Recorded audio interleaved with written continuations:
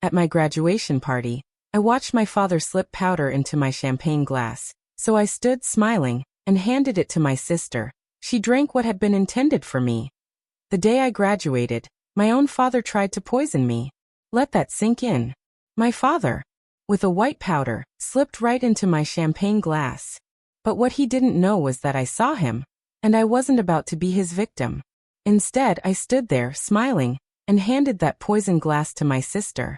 She drank what was meant for me. My name is Danielle, and I was 22, fresh out of Northwestern with a biochemistry degree. When my parents decided I was more of a problem than a daughter, they'd called me a worthless leech just last week, so this extravagant graduation party felt less like a celebration and more like a twisted performance. As I watched the expensive champagne bubbles rise, something dark twisted in my stomach. I saw him, my father, Joseph Harris, slipping a tiny, almost invisible white powder into my glass when he thought no one was looking.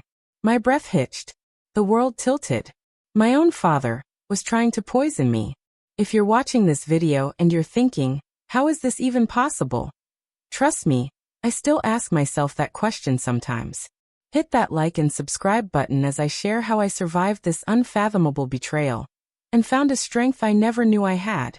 To understand why my parents would do such a monstrous thing, you need to understand the Harrises. Our home was never about love. It was a fortress of ambition and control. My father, Joseph, built Harris Pharmaceuticals from a small lab into a multi-billion-dollar empire.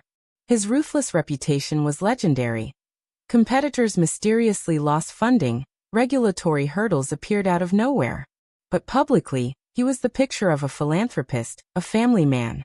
My mother, Eleanor, came from old money, her family deep in pharma for generations. When she married my father, their companies merged, creating a force. She was utterly obsessed with appearances, with the Harris legacy. Our house was in magazines, her charity galas the talk of Chicago. But behind closed doors, she was a cold, calculating architect of my misery, constantly critiquing everything about me. Then there was Sophia, my older sister, 3 years my senior. Straight A's, debate team captain, Harvard Business School with honors. She joined the family company without hesitation, becoming the heir apparent, the golden child. Our parents never missed her tennis matches or piano recitals. Their home was a shrine to her achievements, her trophies gleaming, her awards proudly displayed. When she spoke at dinner, they listened. My experience? Dramatically different. I was a straight A student too, but my achievements were always met with indifference. That's what we expect from a Harris. My father would grunt from behind his newspaper. When I won the state science fair, my mother merely commented on my messy hair in the photos. They only attended my events if their absence would look suspicious. From childhood, my future was mapped out. Pharmaceutical sciences, join the business, run the research division while Sophia handled business. My protests were ignored, dismissed. My interest in environmental science in high school was tree-hugger nonsense. When I applied to Northwestern for their environmental program, the confrontation was explosive. My father threatened to cut me off. My mother cried about family duty. I stood my ground, arguing I could make a difference my own way. After weeks of silent treatment, they relented but with conditions. They'd pay for my education, but I had to minor in biochemistry and intern at their company. College offered a taste of freedom, but the tension escalated each year. Holidays were a minefield of passive-aggressive comments about my phase. Junior year, the pressure mounted. Job descriptions for their research department flooded my inbox. When I secured an environmental nonprofit internship instead, they threatened to stop tuition payments. I took out loans for my final year, refusing to break. What they didn't know, until recently, was that my maternal grandmother, Lillian, Eleanor's mother, had left me a significant inheritance. A trust, accessible when I turned 23 or graduated, whichever came last. Grandma Lillian was the only family member who truly supported my independence. A brilliant chemist herself, forced to work in her husband's shadow, she'd made me promise, before she passed when I was 16, to follow my own path. My parents discovered the trust 3 months before my graduation when their attorney accidentally mentioned it. Sophia later told me our father had turned white with rage. The trust was ironclad, set up with independent trustees, granting me complete financial independence. Approximately $12 million. Money that would have reverted to my parents if I had never graduated, or if I died before receiving it. The months leading up to graduation were strangely quiet. The usual barrage of texts and calls stopped. Instead, they suddenly took an interest in my graduation plans. My mother called, wanting to throw me a proper celebration befitting a heiress. Their sudden shift in behavior should have been my first warning sign. Graduation morning dawned bright and clear, a perfect Chicago May day. I stood before my apartment mirror, adjusting my cap, a swirling mix of pride and anxiety. For years of hard work, maintaining a 3.9 GPA, deliberately charting a course away from the family legacy, I had done it. My mother's text buzzed. Car service 9:30. Don't be late. I met my parents outside the auditorium. Father was glued to his phone. Mother scrutinized my appearance. Couldn't you have done something more with your hair? She asked, by way of greeting. The photographer will be taking family portraits. No congratulations, no pride, just criticism. Sophia stood slightly apart, offering me a small, supportive smile. Danielle. Taylor, my best friend, cut through the tension, rushing over, her own gown fluttering. Zoe right behind her. They were my lifeline, the family I chose. We made it. Taylor hugged me tight, whispering, "Your parents still look like they smell something bad whenever they see you." "Some things never change," I whispered back. As my friends chatted, I noticed my parents step aside, their conversation intense. I couldn't hear much, but my father's words drifted over. "We need to solve this problem today, before it gets out of hand." My mother nodded grimly, then caught me watching. Her face instantly morphed into a practiced social smile. "Darling, we should find our seats. The ceremony will be starting soon." The ceremony passed in a blur of speeches, names, and the satisfying weight of my diploma. Danielle Elizabeth Harris, summa cum laude, echoed through the auditorium. Taylor and Zoe cheered wildly. My parents applauded politely, their expressions unreadable. After, a car whisked us to the Peninsula Chicago. My parents had rented the entire rooftop terrace for my party. I was stunned by the extravagance. Ice sculptures, champagne fountains, gourmet catering, a small orchestra. Flowers everywhere, a photographer circulating. "Quite the production your parents have put on," Dr. Lewis commented, approaching me. He'd been my father's research partner decades ago, now a professor, a mentor. "Congratulations on your impressive achievement, Danielle." "Thank you," I said. "It's a bit much, isn't it?" "Not really their style. At least not for me." I scanned the growing crowd. Actually, I'm surprised by the guest list. Half these people I barely know. Dr. Lewis followed my gaze to where my father spoke with two men in suits. "Business associates," he explained. "And over there with your mother, that's Gerald Thorne, your family's attorney." He lowered his voice. "Things have been tense at the company. Rumors of irregularities in some clinical trials. Your father's been in closed-door meetings for weeks." My stomach tightened. "What kind of irregularities?" He shook his head. "Nothing concrete, but be careful, Danielle. Your parents seem..." He paused. "Particularly invested in keeping the Harris legacy intact right now." As the party reached full swing, I noticed something chilling. My parents were watching me constantly. Not with pride, not even with their usual disappointment, but with a calculating intensity that made my skin crawl. Wherever I moved, one of them would casually reposition themselves to keep me in their line of sight. Sophia sidled up. "Something weird is going on," she murmured. "Dad asked me 3 times if you'd mentioned your plans after graduation. And Mom keeps checking her watch like she's waiting for something." Before I could respond, my father clinked his glass. "In 15 minutes, we'll have a special champagne toast to the graduate," he announced, his businessman's smile firmly in place. "Everyone make sure you have a glass for the occasion." I watched waiters preparing flutes. My father beckoned to the head waiter, pointing to a specific bottle with a gold label. "That one," I heard him say. "For the family only." With 15 minutes until the toast, I excused myself to use the restroom. The main facilities had a line, so I slipped down a service corridor to an employee restroom I'd noticed earlier. As I approached, angry whispers drifted from around the corner. "Are you absolutely certain this is necessary?" My mother's voice tense higher than normal. "Do you want to lose everything we've built?" My father hissed back. "The FDA investigation is gaining momentum. If they find those test results, we're finished. The trust gives her enough money to be completely independent. What if she decides to play environmental crusader and exposes the river contamination from the West facility? She's always been self-righteous enough to do it." "But drugging her at her own graduation party, Joseph," my mother pleaded. "We could just talk to her again." "Talk," he scoffed. "Like that's ever worked with her. She's stubborn and naive. It's just enough to make her sick, not to kill her. She'll be hospitalized for a few days with what looks like food poisoning. That gives us time to handle the paperwork and move some assets before the trust disbursement. The lawyers confirmed if she dies before the official transfer next week, it reverts to us as her next of kin." "Keep your voice down," my mother whispered harshly. "Someone could hear us." My blood turned to ice. I pressed myself against the wall, barely breathing. They were planning to poison me. My own parents. The realization was so monstrous, my mind initially rejected it. But the biochemist in me processed my father's words clinically, just enough to make her sick. A non-lethal dose of something that would present as food poisoning, but serious enough for hospitalization. I slipped back down the corridor before they could discover me. My hands shook so badly I could barely check my makeup in the main bathroom mirror. I needed to appear normal.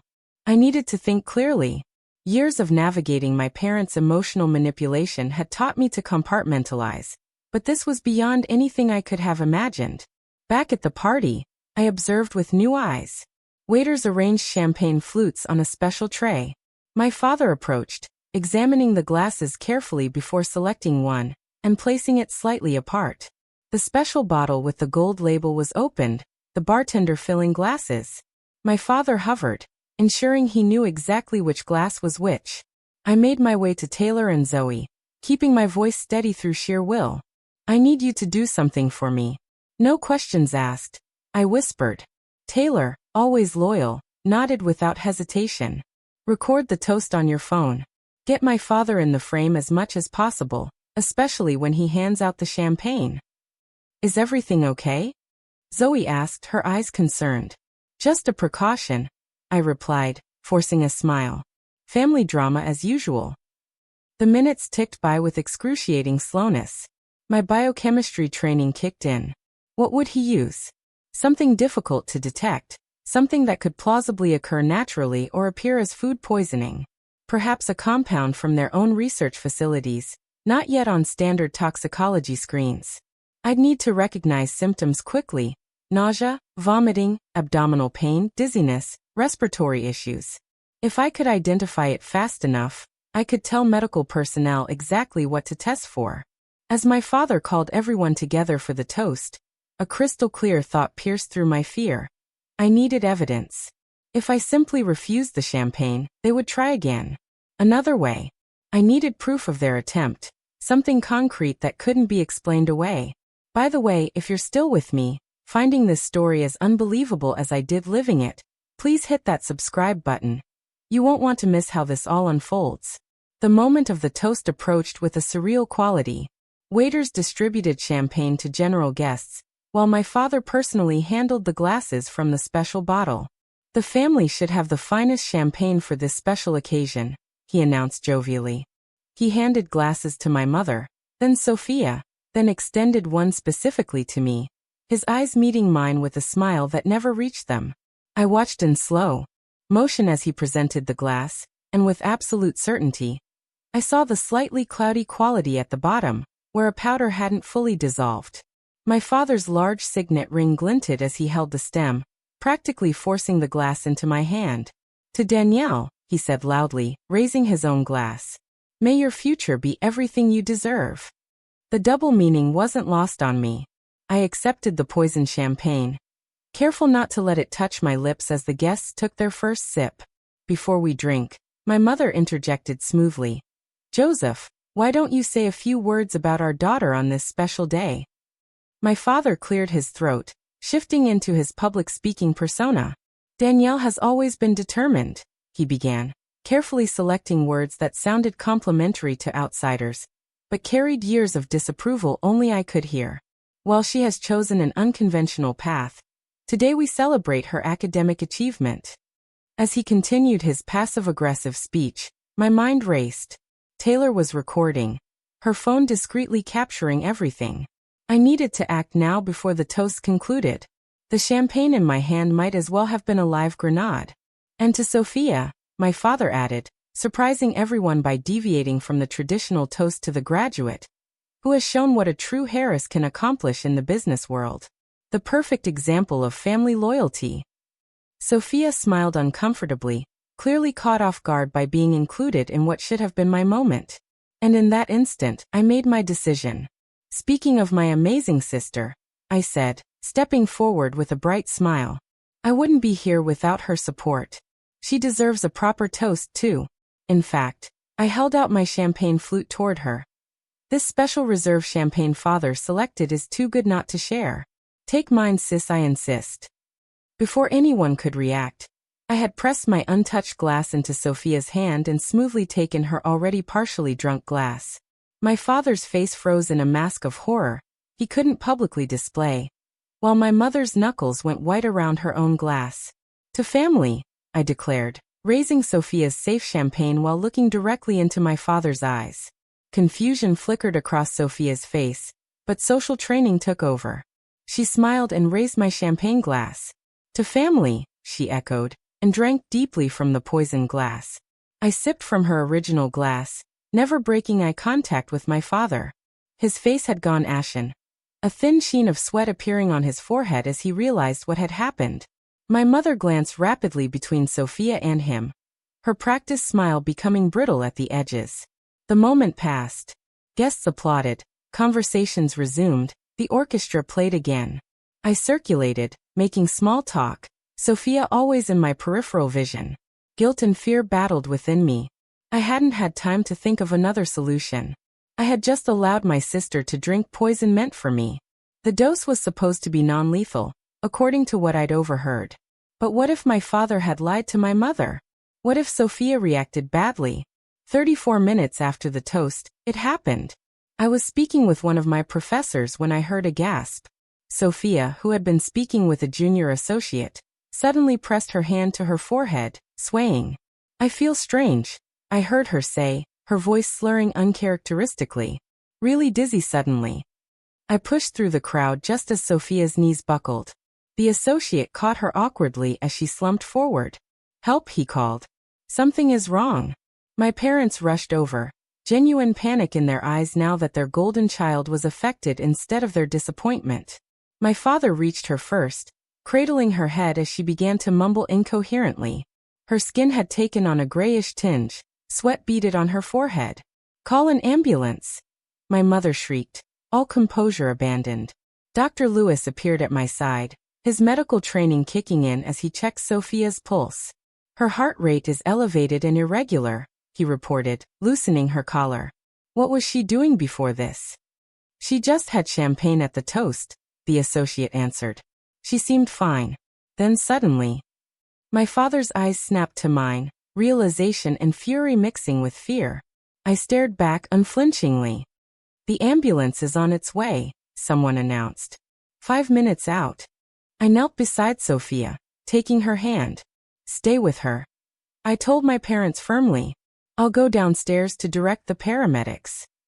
They nodded distractedly, all attention on Sophia, who had begun to tremble slightly. In the privacy of the elevator, I pulled out my phone and called Taylor. Meet me in the lobby right now, I instructed. Bring your phone with the recording. It's an emergency. Taylor and Zoe were waiting when the elevator doors opened. Sophia collapsed. I explained rapidly, walking toward the entrance. I need you to give a copy of that toast recording to the paramedics and tell them I suspect poisoning. Then send me a backup. Poisoning? Zoe repeated, horrified.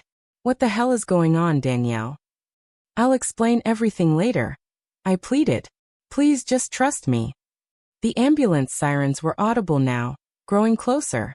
When the paramedics arrived, I approached the first one. My sister has collapsed upstairs. Symptoms include dizziness, disorientation, irregular heartbeat, and tremors. I have reason to believe she ingested a toxic substance in her champagne. The paramedic looked at me sharply. You suspect poisoning based on what? I'm a biochemistry graduate. The symptoms presented suddenly about 30 minutes after consumption. Before I could finish, my parents burst from the elevator, Dr. Lewis supporting a semi-conscious Sophia between them. The paramedics rushed forward with a gurney, their training taking over as they quickly assessed her. Please help her. My mother sobbed, her mascara running. She just collapsed. BP 90/60 and dropping, one paramedic reported. Pulse 120 and irregular. As they loaded her into the ambulance, my father turned to me, his voice low and dangerous. What did you do? Nothing, I replied calmly. She drank from my glass. Remember? The special champagne you selected just for me. His face contorted with rage and fear. You switched the glasses deliberately. You knew. Knew what, father? I held his gaze steadily. That you put something in my drink? Why would I think that? Unless you did.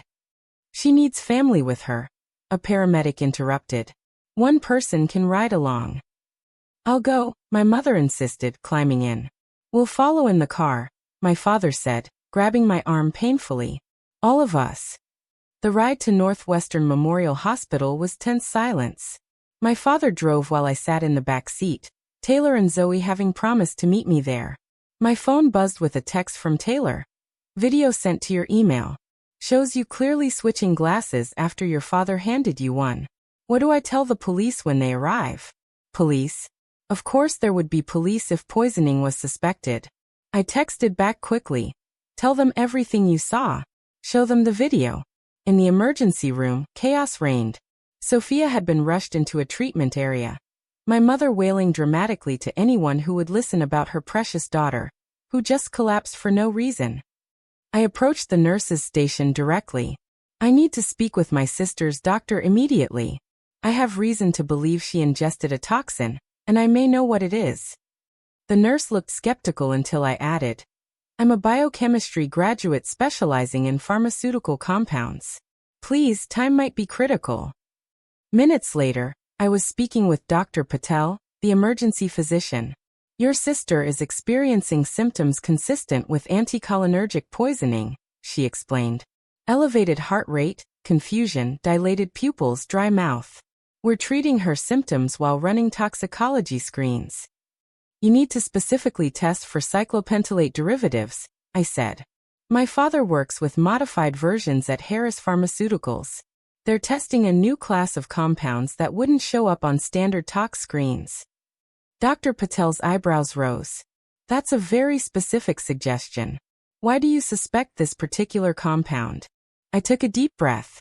Because I believe my father intentionally added it to my champagne glass, but my sister drank from it instead. Her professional demeanor didn't change, but she reached for the phone. I need to contact the police. Within an hour, the ER had transformed into a crime scene. 2 detectives interviewed staff. A uniformed officer stood outside Sophia's room. My parents had been separated for questioning, my mother loudly protesting absurd accusations, while my father demanded his attorney. I sat in a small consultation room with Detective Rivera, a serious woman with kind eyes that belied her no-nonsense demeanor. Walk me through what happened again, she requested. I recounted everything. The overheard conversation, seeing my father place powder in my champagne, the split-second decision to switch glasses. I have biochemistry training. I recognized the symptoms when they started. I never thought he would use something potentially lethal, but I couldn't be sure. And why would your parents want to poison you? She asked carefully. Money, I replied simply. Control. My grandmother left me a trust worth approximately $12 million that activates next week. If I died before then, it would revert to my parents.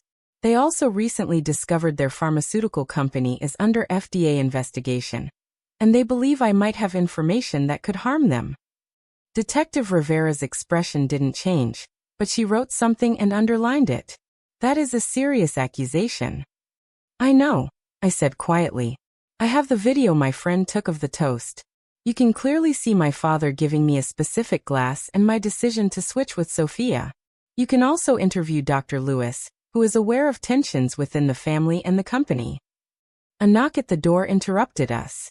Dr. Patel entered, tablet in hand. We have preliminary toxicology results, she announced. We found elevated levels of a modified anticholinergic compound, similar to, but not identical to cyclopentolate. It appears to be a research compound not yet in commercial production. Detective Rivera looked between us. In English, please. It's a laboratory-created drug that would cause symptoms mimicking severe food poisoning, but with additional cardiovascular effects, I explained. Exactly the kind of compound Harris Pharmaceuticals has been developing. Only someone with access to their research facilities would have it. Will she be all right? I asked Dr. Patel anxiously. We're administering physostigmine as an antidote, she replied. Her condition is serious but stable. If we hadn't identified the compound quickly, there could have been permanent heart damage. I closed my eyes briefly, relief washing over me. Thank you. When I opened them, Detective Rivera was studying me carefully. You realize that by your own admission, you knowingly allowed your sister to drink what you suspected was poisoned champagne. My stomach dropped. First, I didn't know what else to do in that moment. I needed evidence. I thought it was just enough to make someone sick, not life-threatening. My voice shook slightly. I made a terrible decision, and I will have to live with that. Before she could respond, the door burst open. My father stormed in, followed by a flustered officer and a sharp-looking man in an expensive suit. This is outrageous, my father shouted. My daughter is clearly mentally unstable and jealous of her sister's success. She has been making wild accusations about our family for years. Mr. Harris, I must ask you to step outside, Detective Rivera said firmly, standing. Joseph Harris, do not say another word. The suited man instructed, placing a hand on my father's arm. I am Gerald Thorne, the Harris family attorney. My client has no comment at this time. Your client is not under arrest yet, Detective Rivera emphasized the last word. But I suggest he cooperate fully. We have video evidence of the champagne toast and preliminary toxicology reports confirming a research-grade pharmaceutical compound in Sophia Harris's system. My father's face went through a rapid series of emotions before settling into cold fury. Danielle has always been troubled, he said, his voice suddenly calm and reasonable. She was jealous of her sister, resentful of our expectations. She has threatened before to destroy our family business out of spite. That is not true, I protested. We indulged her environmental science whims despite her responsibilities to the family company, he continued, as if I hadn't spoken. We even threw this expensive graduation party to show our support. And how does she repay us? By creating this elaborate drama and allowing her own sister to become ill. Gerald Thorne placed a business card on the table. Detective, we will cooperate fully with your investigation, but any further questions should come through me. The Harris family is prominent in this community, and we expect discretion. After they left, Detective Rivera picked up the card with 2 fingers as if it might be contaminated. Interesting family you have, Miss Harris. You have no idea, I replied wearily. A commotion in the hallway drew our attention. Dr. Lewis had arrived and was arguing with the officer outside Sophia's room. I am her family physician, he insisted. I need to review her treatment. Detective Rivera and I stepped out as Dr. Lewis spotted me. Danielle, thank God. What happened? They're saying Joseph tried to poison you. Before I could answer, Dr. Patel emerged from Sophia's room. She's asking for you, Danielle. She's still groggy but lucid. Entering the dimly lit hospital room, I felt a wave of guilt seeing Sophia connected to monitors, and 4 in her arm. Her normally perfect appearance was disheveled, her skin still holding an unhealthy pallor. Her eyes fluttered open as I approached. Hey, I said softly, taking her hand. How are you feeling? Like I got hit by a truck, she replied, her voice raspy. They told me. Is it true? Did Dad really try to poison you? I nodded slowly, tears filling my eyes. I'm so sorry you drank it instead. I just reacted. I didn't think. Why? She whispered, confusion and pain clouding her eyes. Why would he do that? The trust from Grandma Lillian. The FDA investigation. They were afraid I would expose contamination at the West facility. Understanding dawned in Sophia's eyes. The sealed reports. She squeezed my hand weakly. The ones they've been keeping in the secure server. I saw them last month, but didn't understand what I was looking at. Heavy metal readings, disposal records. They've been dumping research waste directly into the watershed for years. A soft knock interrupted us as Detective Rivera entered with another plainclothes officer. Miss Harris, we have just received some additional information I thought you should know. The FBI has been investigating Harris Pharmaceuticals for the past 6 months for fraud, environmental violations, and falsification of clinical trial data. I stared at her. The FBI? Yes. Your parents were already under surveillance. When we contacted them about the poisoning incident, they shared that they have substantial evidence of criminal activity. They have just executed search warrants at your family's offices and home. Sophia's monitors beeped as her heart rate increased. Oh my God, she whispered. I signed off on some of those documents. Joseph said they were routine regulatory filings. We will need to speak with you about that later, Miss Harris, the other officer said to Sophia. For now, focus on your recovery. As they left, Sophia began to cry quietly. I trusted them completely. I defended them whenever you complained about how they treated you. I held her hand tightly. You didn't know. They manipulated both of us, just in different ways. What happens now? She asked, fear and uncertainty replacing her usual confidence. Now we tell the truth, I replied simply. All of it. The story broke in the Chicago Tribune 2 days later. Pharmaceutical CEO and wife arrested for attempted murder of daughter. Smaller headlines added. FBI uncovers massive fraud and environmental crimes at Harris Pharmaceuticals. Our family name, once synonymous with success and philanthropy, became overnight shorthand for corporate greed and familial betrayal. I moved temporarily into Taylor and Zoe's apartment, unable to face returning to my own place where reporters lurked. Sophia remained in the hospital for 4 more days before being released into the care of our Aunt Patricia, my mother's estranged sister, who flew in from Seattle upon hearing the news. I always knew Eleanor was capable of terrible things. Aunt Patricia told me over coffee in the hospital cafeteria. But I never imagined this. I should have stayed in touch with you girls. The investigation expanded rapidly. With search warrants, the FBI discovered a trove of incriminating documents at both the Harris offices and our family home. Emails detailed systematic falsification of safety data for 3 major drugs on the market. Environmental testing showed years of illegal toxic waste disposal contaminating groundwater near the West facility. Detective Rivera kept me updated on the poisoning case. The lab confirmed the compound was an experimental anticholinergic from your father's private research facility, she explained. He had signed it out personally 3 days before your graduation. We also found notes in his home office detailing dosage calculations. I worked with the authorities, providing everything I knew about the company operations and my parents' behavior. Days blended into a haze of police interviews, meetings with prosecutors, and checking on Sophia's recovery. A week after the incident, I met Special Agent Donovan from the FBI. He spread photographs across the table. Do you recognize this location? I studied the images of a storage unit, boxes of documents, laptops, and most disturbingly, vials of various compounds in temperature-controlled containers. No, I replied. I've never seen this place. It's a storage unit rented under your name, he said, watching my reaction. Opened 6 months ago with what appears to be a forged signature. My blood ran cold. They were planning this for months, setting me up in case their original plan failed. It appears so, Agent Donovan agreed. We found evidence on your father's computer of multiple contingency plans. The poisoning attempt was actually Plan C. Plans A and B involved more elaborate setups that would have implicated you in corporate espionage and data theft. As the case built, more family secrets emerged. Financial records revealed my parents had been siphoning company funds into offshore accounts for years. Former employees came forward with stories of being fired after raising safety concerns.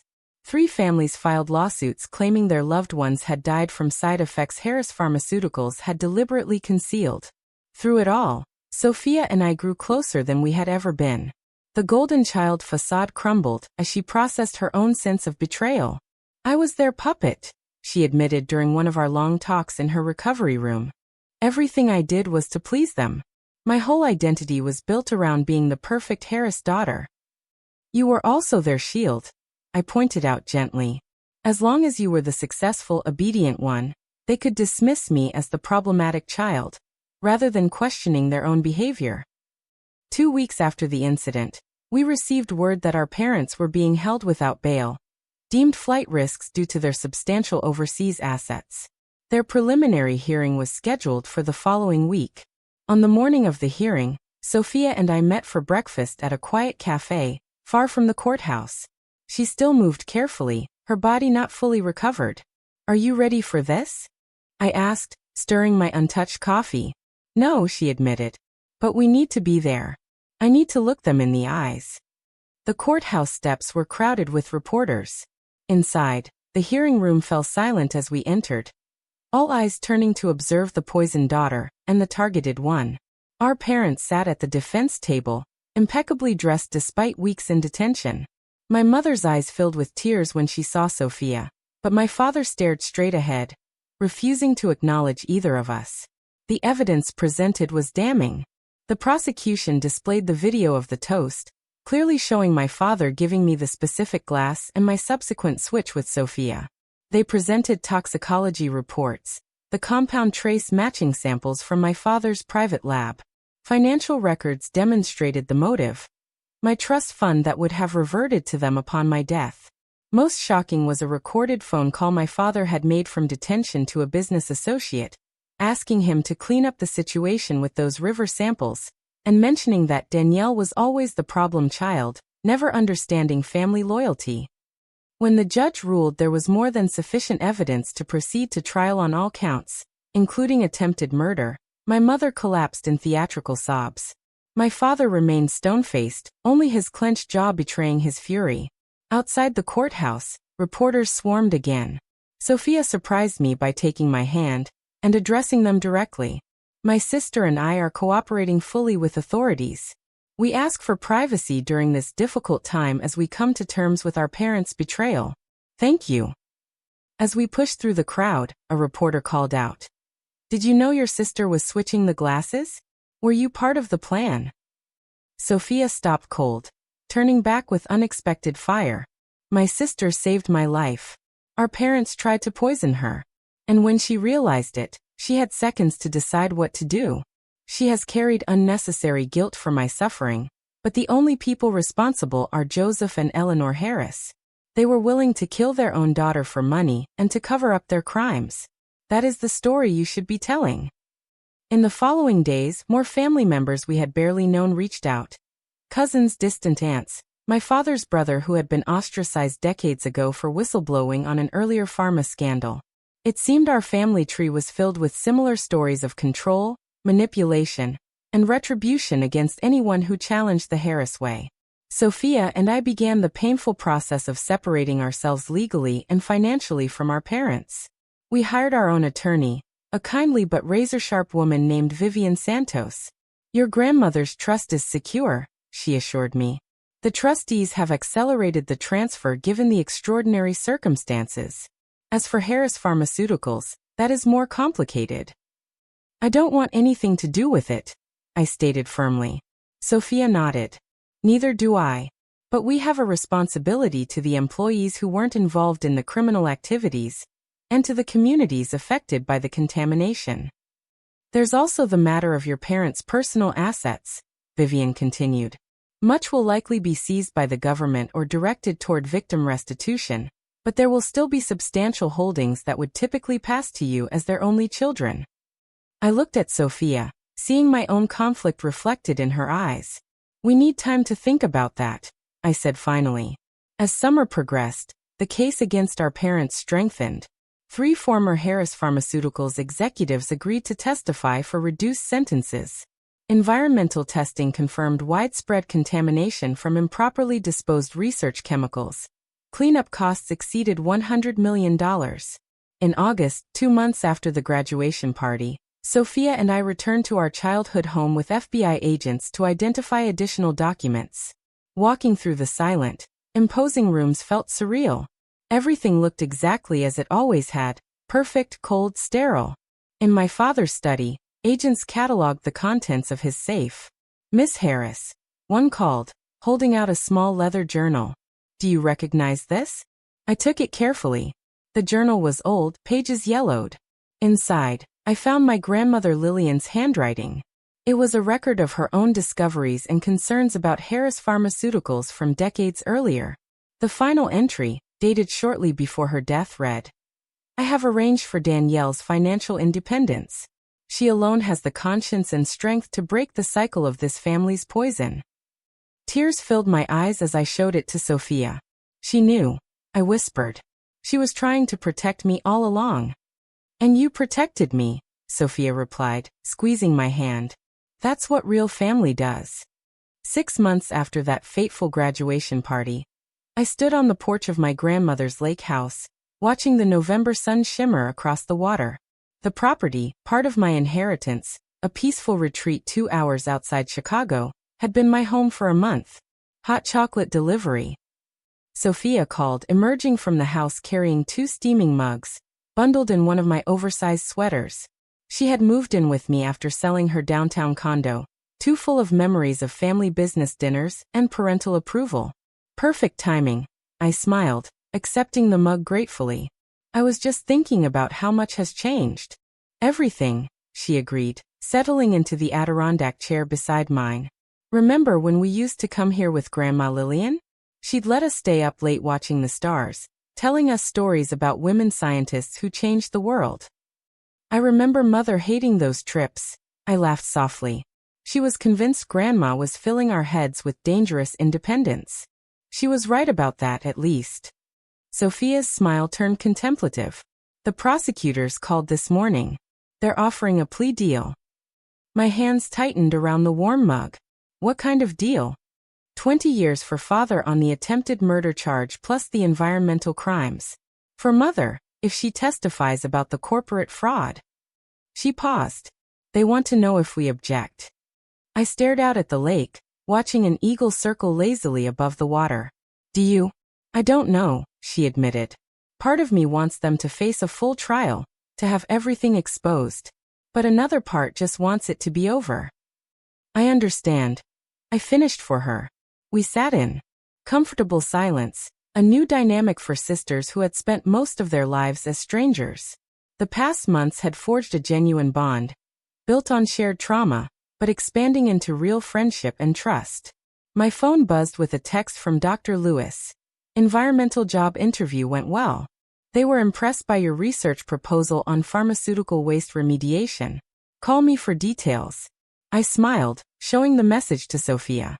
After the dust had settled, I had begun reaching out to environmental science firms specializing in industrial contamination cleanup. My biochemistry background combined with my environmental focus made me uniquely qualified to work on pharmaceutical pollution. It felt right, using the Harris knowledge to heal some of the damage my family had caused. Sophia had her own healing journey.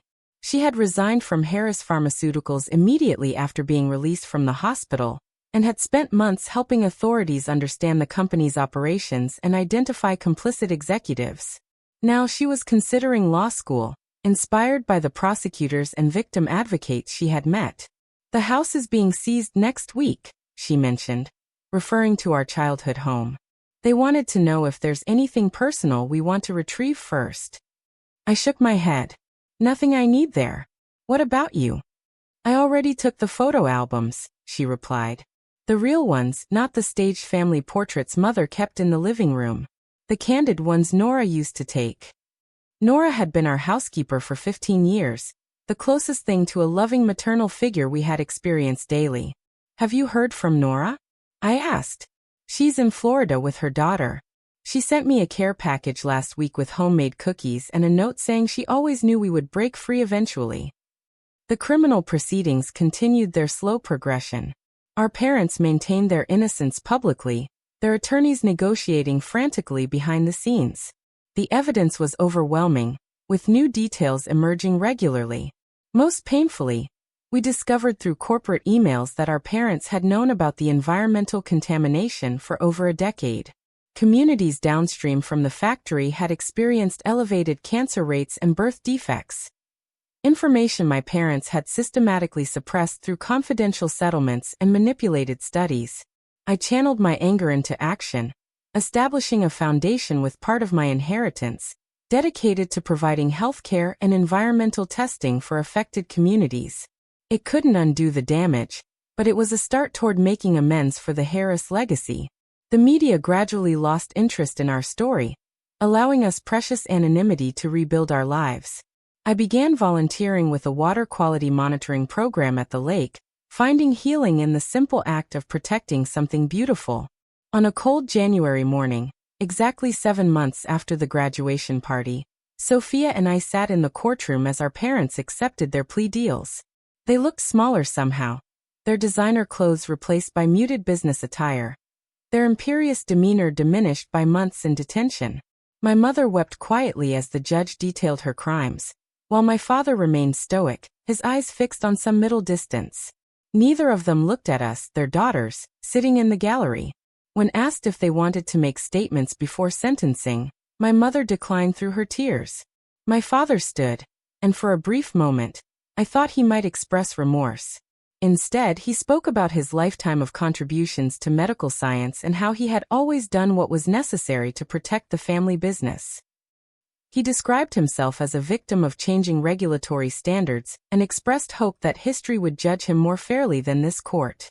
Not once did he acknowledge the communities his company had poisoned, the patients harmed by falsified drug safety data, or his attempt to murder his own daughter. In his mind, he remained justified. A man who had merely done what was necessary. As the bailiff led them away to begin their sentences, I felt a complex wave of emotions. Sadness for what our family could have been. Anger at their continued refusal to take responsibility. But predominantly, an overwhelming sense of relief. It was finally over. Outside the courthouse away from the small cluster of reporters, Dr. Lewis waited with Taylor and Zoe, my chosen family who had supported me unfailingly. "How are you feeling?" Taylor asked, hugging me tightly. "Free," I replied simply. "Like I can finally breathe." In the months that followed, Sophia and I continued our separate but intertwined healing journeys. We sold most of our parents' personal assets, directing the proceeds toward a victim compensation fund. I accepted the position with the environmental remediation firm, focusing specifically on the cleanup of the Harris West facility site. Sophia began her first semester of law school, determined to specialize in environmental law and corporate accountability. We kept the lake house as our shared refuge, a place that held happy memories untainted by our parents' influence. Sometimes we would sit on the dock, talking late into the night, processing our complicated grief for the family we had lost, and the one we had never really had.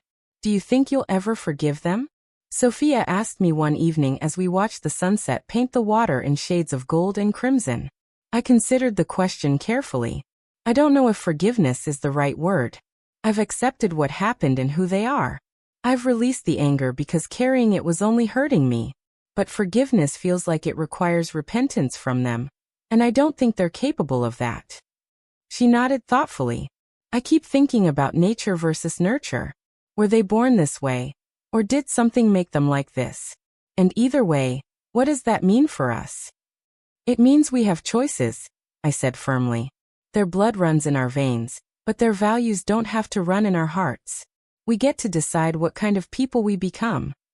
A year after the graduation party, I stood at a podium addressing a conference on pharmaceutical environmental impact. As I discussed innovative approaches to remediation, I caught sight of Sophia in the audience, proudly recording my speech on her phone. Beside her sat Dr. Lewis, Taylor, Zoe, and a growing circle of friends and colleagues who had become our support system. The journey had been painful beyond imagination. But standing there, I realized I had found something I had never experienced in the Harris household. Genuine belonging.